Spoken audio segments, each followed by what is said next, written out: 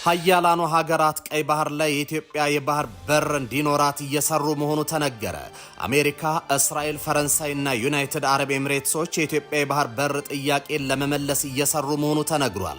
ኢትዮጵያ እንደ አሜሪካና ፈረንሳይ ካሉ ወሳኝ ሀገራት ጋር እያደረገች ያለችው ኢኮኖሚያዊና ወታደራዊ ግንኙነቶች የዚህ ነጸብራቅ ናቸው።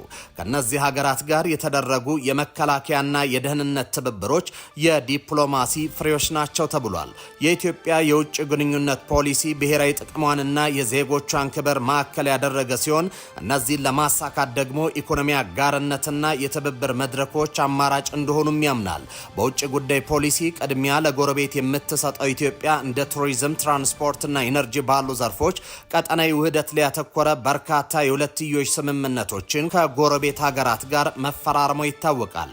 ኢትዮጵያ በዓለም አቀፍ ደረጃ በተለይም በአፍሪካ ቀንድ ቀጠና ለሰላም ማስከበር ግንባር ቀደም አስተዋጽኦ የምታደርግ ሀገር ናትም። ይሁን እንጂ የኢትዮጵያ በቀጠናውና አፍሪካ ላይ ከፍ ማለት እንቅልፍ የሚነሳቸው ታሪካዊ ጠላቶቿ የሰላም አስተዋጽኦን ከግምት ሳያስገቡ ከቀይ ባህር እንድትርቅ አድርጓታል። ቀይ ባህር ኢትዮጵያ ከወጣችበት በኋላ የሰላም ቀጠና ሳይሆን የስጋት ቀጠና መሆኑን ቀጥሏል። ቀጠናው የሽብርተኞች መፈልፈያ መሆኑ የቀጠለ ሲሆን ይህ ደግሞ ሩቅ መንገድ ወጥተው ቀይ ባህር ላይ የጦር ሰፈር ያቋቋሙ ሀገራት ጭንቀት ውስጥ ያስገባ ነው። ኢትዮጵያ ለሰላም ቅድሜ የምትሰጥና ሽብርተኝነትን ለመዋጋት መስዋዕትነት እየከፈለች ቢሆንም በእነዚህ ሀገራት በኩል የነበረው ትብብር ፍላጎት ተቀዛቅዞ የነበረ ቢሆንም ከቅርብ ጊዜ ወዲህ ግን በቀጠና ሰላምን ማስፈን ያለ ኢትዮጵያ አጋርነት እንደማይቻል እየተረዱ መጥቷል። በዚህ ምክንያትም የኢትዮጵያ የባህር በር ጥያቄ ፍትሃዊ መሆኑን አምነው ይፋዊ እውቅና ሰጥቷል። እንደ ፈረንሳይ ያሉ ሀገራት ደግሞ የኢትዮጵያ የባህር ኃይል እየደገፉ ይገኛሉ። የአሜሪካና የፈረንሳይ ወታደራዊ አዛዦች ሰሞኑን ኢትዮጵያን በጎበኙበት ወቅት ያረጋገጡትም ይህንን ነው። አዛዦቹ በጸረ ሽብርተኝነት፣ በቀጠና መረጋጋትና በወታደራዊ ድጋፍ ዙሪያ ከጦር ኃይሎች ጠቅላይ ኤታማዦር ሹም ፊልድ ማርሻል ብርሃኑ ጁላ ጋር ተወያይተዋል። በውይይታቸውም የኢትዮጵያ በቀይ ባህር ላይ መገኘት ለቀጠናው ሰላም የላቀ አስተዋጽኦ እንዳለው አጽንኦት ሰጥቷል።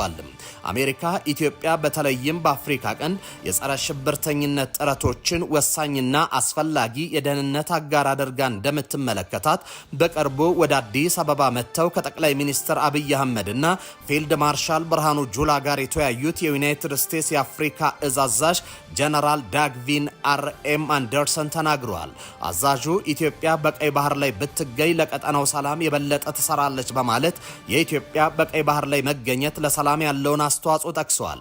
ፈረንሳዩ ፕሬዝዳንት ኢማኑኤል ማክሮን ሁለት ጉብኝቶችን ጨምሮ በተለያዩ ደረጃዎች በተደረጉ ከፍተኛ ዲፕሎማሲያዊ ግንኙነቶች የ127 ዓመታት ዲፕሎማሲያዊ አጋርነቷን አሳይታለች።